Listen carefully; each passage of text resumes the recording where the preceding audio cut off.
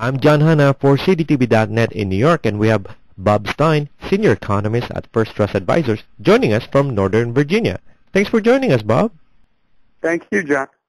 Now, Bob, let's get into the whole inflation issue. I mean, that's happening globally and even here in the U.S. What are your thoughts about it? Well, inflation ended last year on a pretty subdued note. Prices were up only about 1 to 1.5% compared to where they were the year before. And that's if you include food and energy and all the other things that didn't go up so much. This year, we think inflation's going to be a little bit more of a problem. We think inflation, or our consumer prices, are going to rise about 3 to 3.5% this year, and there's even a faster rate next year and the year beyond. Now, what are the causes of the inflation, aside from the weather-related issues? Well, the primary cause is, as usual, when you have higher inflation, excessive money creation from the central bank. In our case, the Federal Reserve. We think interest rates have already been way too low for too long, and that's starting to cause a rise in inflation being led by commodity prices. What's interesting is that usually the commodity price increases are led by oil.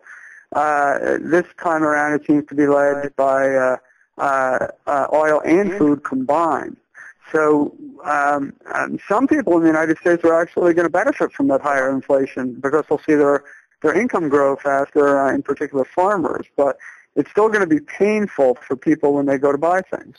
With all of this thing happening, I mean, we've got some social unrest almost in major parts of the Middle East now and some other parts of the world.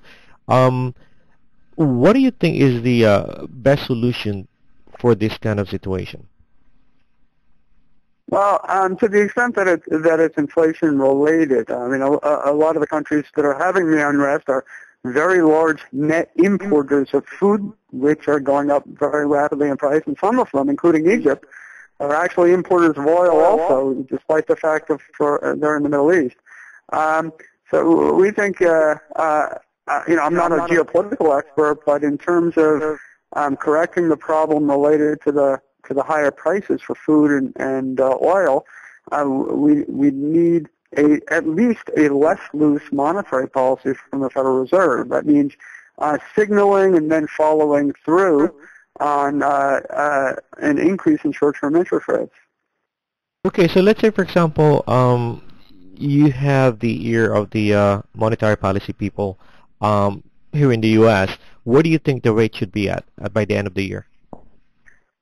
Well, they're talking about where we think it should be and where we think it will be, given the environment that the Fed has already created. The answer to the should be question, we think that the economy is in a position where we could have short-term interest rates go up as high as 3% without negative repercussions for the economy, as long as the Fed signaled it well in advance.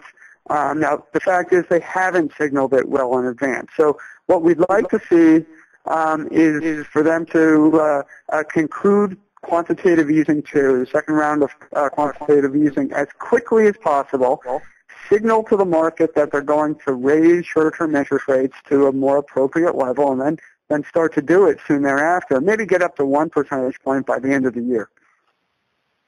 And you think that once the U.S. started to raise the interest rates or short-term interest rates, the other governments will follow through as well?